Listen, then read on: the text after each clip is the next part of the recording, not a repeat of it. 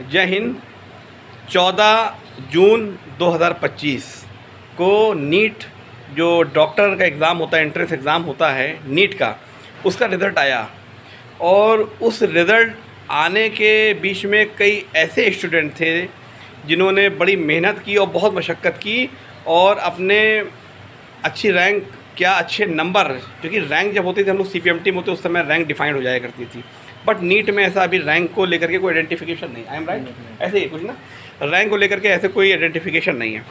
इस बीच में हमारे साथ साकिब जी, हमारे छोटे भाई हैं ये, और इन्होंने भी नीट का एग्ज़ाम बीट किया था। मैं हूँ इस समय नानपारा जनपद बहराइच में, मेरे छोटे भाई हैं, और इन्होंने भी नीट का एग्ज़ाम जो दिया हुआ था। तो अब मैं इनसे जानकारी ये लेना चाहता हूँ कि कब रिज़ल्ट आया, कितने लोगों की क्या क्या रैंक रही, ज़रा ज़ीरो से बताइए इसके बारे में।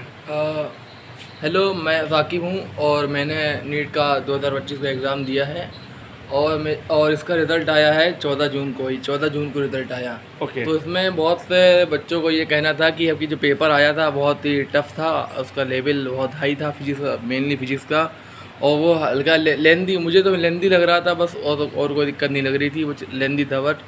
और उसका जो रिज़ल्ट आया, बहुत सारे बच्चों को उसके जिनकी रैंक आ रही थी अच्छी खासी, उनकी बहुत ज़्यादा बढ़ चुकी है, बहुत ज़्यादा निकल चुके हैं। जिनके 700 बन रहे थे 500 पे आ गए हैं, बहुत सारे लोगों के नंबर घट चुके हैं।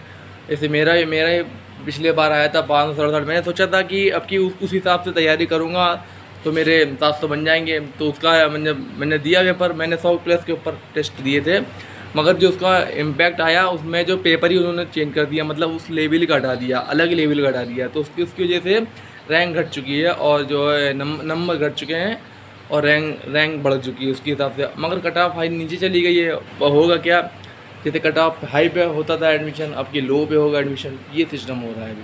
अच्छा, इसमें चुनौतियां जो इस बार, जो पिछले बार आपने एग्ज़ाम दिया था और जो पिछले बार आपने physics, chemistry, zoology and botany, ठीक है, ये एग्ज़ाम आपने, तो पिछले बार जो आपके नंबर थे, इस बार जो नंबर कम आए हैं, नंबर कम आने का, देखिए काफ़ी लोगों के नंबर बहुत कम आए, तो नंबर के कम आने का मुख्य कारण क्या था? कौन सा पेपर था वो? उसके चारों के लेवल अलग अलग थे। उसका कुछ क्वेश्चन तो बायोलॉजी के जो क्वेश्चन थे उसमें जो है हर एक क्वेश्चन मतलब ऐसा था कि दिमाग लगा के सॉल्व करिए तभी सॉल्व होना था। और जो केमिस्ट्री का था उसमें भी कुछ क्वेश्चन एकदम नए थे, जो मतलब नहीं लग रहे थे, NCERT हैं, मैंने चेक किया प्रॉपर।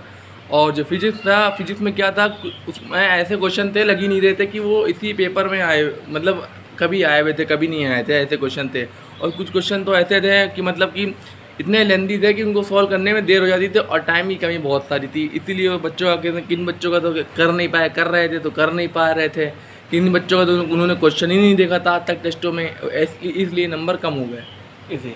अब देखिए, मैं आपको ये बताना चाहता हूँ कि जब हम लोगों ने CPMT का एग्ज़ाम पहले देते थे, CBSE PMT का एग्ज़ाम होता था, अलीगढ़ MU का एग्ज़ाम होता था, हम लोग जब उसे हम लोग एग्ज़ाम को बीट करते थे, ऑटो कैट का एग्ज़ाम होता था फॉर BDS के लिए। तो बैक्सर होम्योपैथिक मेरा एडमिशन हुआ, और जहाँ पे शिबली, ये जो डॉक्टर शिबली जी हैं जो भी यहाँ होम्योपैथिक के हैं, उनके साथ में मैं था। और तो एक्चुअली अम्मी ने बुलाया, जबकि हमारा एडमिशन भी हो गया था, फीस वगैरह जमा हुई, फिर भी हम वहाँ से आ गए। BDS में एग्ज़ाम हुआ, और उसके बाद जब हमारी 14,000 के अंदर रैंक थी CPMT में, एक उसमें अखबार में रैंक निकला करती थी, तो बड़ा एक वो लगता था, अखबार में एक तरीके से आता था। और आज तो बहुत ईजी है, ईजी अवेलेबल है, उस समय अखबारों में आता था पूरा। तो जब हम लोग के पास समय रैंक CPMT, देखिए कितनी उसमें कितनी आसानी रहती थी कि रैंक डिफाइंड हो जाती थी कि आप कितने रैंक है, 14,000 के अंदर रैंक आपकी आ गई। तो मेरा एरा में भी हुआ, कम पैसे में। उस समय होता था कि गवर्नमेंट में मिला तो फीस कम है, उसके बाद प्राइवेट के लेने के लिए भी फीस कम हुआ करती थी। अगर आप रशिया जाते थे MBBS MD करने के लिए, वहाँ पे MBBS MD, चूँकि हमारे अमित भैया वगैरह वहाँ से MBBS MD एक ही बात होता है वहाँ रशिया में, वो कंप्लीट पूछेगा। तो 5 से 6 लाख में हमारा भी हुआ था, लेकिन हम नहीं गए, कुछ कारणवश अम्मी से या बहुत सारी कुछ ऐसी ये चुनौतियाँ होती हैं, इस वजह से नहीं जाना हो पाए। तो बहुत सारी चीज़ें हुआ करती थी जो अब नीट में बच्चों को काफ़ी प्रॉब्लम आती है। हालाँकि कुछ बच्चे, अच्छा क्या चुनौतियाँ आती हैं नीट के एग्ज़ाम? जो पहले CPMT का जो एग्ज़ाम होता था, कंबाइंड प्री मेडिकल जो टेस्ट होता था, पहली की चुनौतियाँ और नीट में क्या ऐसा मूलभूत अंतर है जो आप उसको देखते हैं? पहले CPMT में ये होता था कि जैसे पेपर आया तो उसके थोड़ा कट ऑफ नीचे ही रहती थी, उसमें पेपर होता था तो हो जाते थे क्वेश्चन, और जो क्वेश्चन होते थे प्रैक्टिस कराए जाते थे, आ जाते थे, उन्हीं लोगों के आते थे। जैसे क्वेश्चन किसी ने नोटबुक से आ गए, कभी थोड़ा NCERT के बाहर से आ गए, कभी कभी होता था कि तो पूरी NCERT बेस्ड नहीं होता था, कहीं कहीं से अलग अलग से आ जाता था। ज़ूलॉजी बॉटनी होती थी कि पूरी NCERT से आ रही है, अच्छे से आ रही, थोड़ा ही जाते थे। अब क्या हो गया है कि जो बायोलॉजी की एक एक लाइन इंपॉर्टेंट हो चुकी है, और अब जो केमिस्ट्री है उसमें पूरी लाइन कवर की जाती है।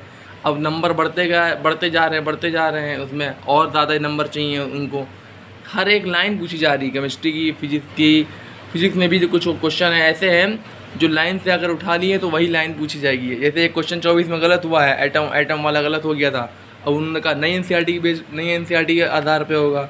तो ऐसे ऐसे क्वेश्चन बढ़ते जा रहे हैं, इनके लेवल डिफ़िकल्टी बढ़ती जा रही है। ज़ूलॉजी में अलग बढ़ती जा रही है। ज़ूलॉजी में कुछ क्वेश्चन ऐसे थे जो नहीं थे, NCERT में होते ही नहीं है, कुछ क्वेश्चन बाहर से बना लिए जाते हैं। तो ये हो रहा है सिस्टम, इसलिए नंबर जो है बच्चों के कम होते चले जा रहे हैं। इस बार नंबर कितने आपके आए हुए हैं साकिब जी? 460 करीब। 460 आए हैं, अच्छे नंबर आए हैं। जिस तरह मैं नंबर को देख रहा हूँ नीट में, इस बार 460 भी एक अच्छा आंकड़ा है। नेगेटिव मार्क, पहले हम लोग में जो नेगेटिव मार्क ही नहीं होता था, तो तुक्का एक होता है एलिमिनेशन टेक्निक को हम लोग इस्तेमाल करते थे। जैसे हम लोग यूपीएससी के एग्जाम में एलिमिनेशन टेक्निक को हम लोग एग्जाम में किया करते थे। तो एलिमिनेशन टेक्निक भी अगर आप भी लगाते थे क्या? एलिमिनेशन टेक्निक आपने लगाई? नहीं, मैंने कभी आया नहीं आया तो फिर नहीं आया, नहीं उसको छोड़ ही दिया। 720 होते थे, तो 720 को 4 पेपर तो से अगर हम ये इसको डिफाइन करें तो कितने अंक का ये मतलब ईच पेपर होता है? फिजिक्स का होता है 180 का, केमिस्ट्री का होता है 180 का, बायोलॉजी में होती 360, जिसमें 180 से बॉटनी का, 180 ज़ूलॉजी का होता है। ज़रा आराम से इसी को तरह 720 का जो नंबर का जो होता है डिस्ट्रीब्यूशन होता है, इसको आराम से बता दिया। 720 में मतलब जैसे कि आपको अगर 720 नंबर चाहिए तो फिजिक्स में आपको पूरे स्कोर करने पड़ेंगे 180 में 180, उसमें कुछ भी कम होने नहीं चाहिए। ओके। और अगर आपको बायोलॉजी में चाहिए तो बायोलॉजी में तो आपको पूरा 360 करना ही पड़ेगा। ओके। बॉटनी का भी पूरा करना पड़ेगा, ज़ूलॉजी का भी करना पड़ेगा, उसकी कोई छूटी नहीं है। और केमिस्ट्री का भी यही हाल है कि उसमें जो है 180 में 180 ही करने पड़ेंगे, तभी आपको मिल सकते हैं, वरना उसमें 720 तो भूल ही जाइए। एक क्वेश्चन में गलत हुआ उसके माइनस हो जाएगा, आपका 4 नंबर तो जाएगा ही, और एक माइनस मार्किंग भी हो जाएगी। माइनस मार्किंग हो जाएगी। तो अभी आप अभी जिन्होंने की अच्छी रैंक आई हुई है, अभी तो खैर रैंक तो डिफाइन, अच्छा रैंक कैसे डिफाइंड होगी? जैसे अभी आ गए हैं लोग अपना स्क्रीनशॉट वगैरह शेयर कर रहे हैं कि ये यहाँ सिलेक्ट होगा, तो ये कैसे डिफाइंड हो गया कि वो सिलेक्ट हो गया?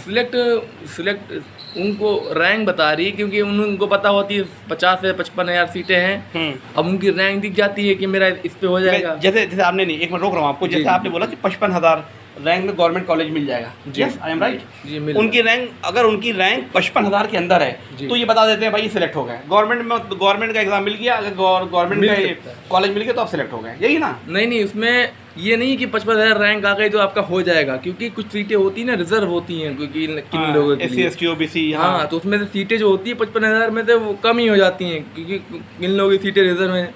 अब की तो क्या होगा, SC वालों का 300 पे एडमिशन हो जाएगा, जहाँ तक 350 पे हो जाएगा एडमिशन, क्योंकि उनकी सीटें रिजर्व हैं। अब बचे जनरल वाले, उनके लिए क्या है, उनके लिए पूरे चाहिए।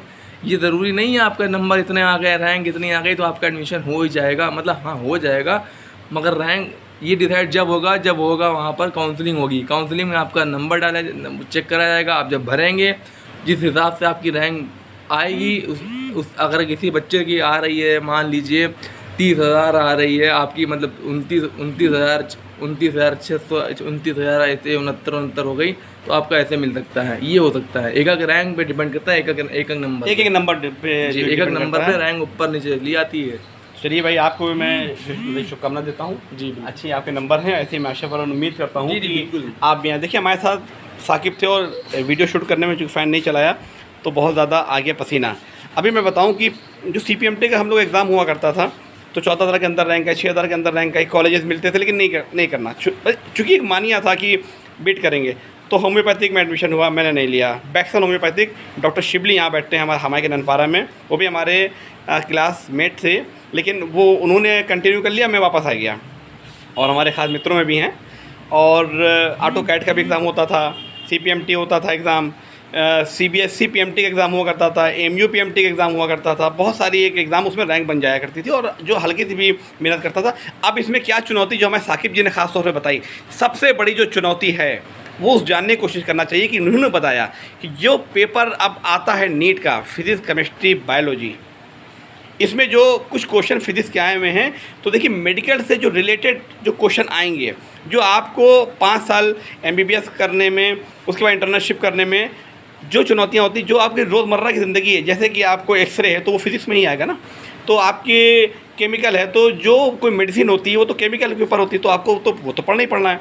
एनवायरनमेंट का भी कुछ एक अहम रोल है, और आपकी बॉटनी, और ख़ास तौर पे ह्यूमन फिजियोलॉजी है ना, एनाटॉमी, बॉटनी में कुछ प्लांट्स हैं, उसमें हर्ब्स हैं, कौन कौन से बनना है, एनालिसिस है, और ख़ास तौर पे अगर आप ये सब चीज़ों को, और करंट अफेयर, जो जैसे कि मान के चलें कि मैं एग्जाम्पल देता हूँ कोरोना काल में, तो उस समय क्या क्या चीज़ें रही सिस्टम में, करंट अफेयर में क्या क्या चीज़ें, वायरस कौन कौन से बैक्टीरिया रहे, आगे आने वाले वर्ल्ड लेवल पे क्या क्या चुनौतियाँ हैं जो मेडिकल से रिलेटेड हैं, उन सबको गो थ्रू करिए। अगर आप चाहते हैं नीट में क्वालिफाई करना, NCERT बहुत अच्छी बात है, उसके उपरांत भी आप नीट को एग्ज़ाम को बीट करना है तो आपको करंट अफेयर इससे कोरिलेट करना पड़ेगा, देन आपका एक अच्छी रैंक आ पाएगी।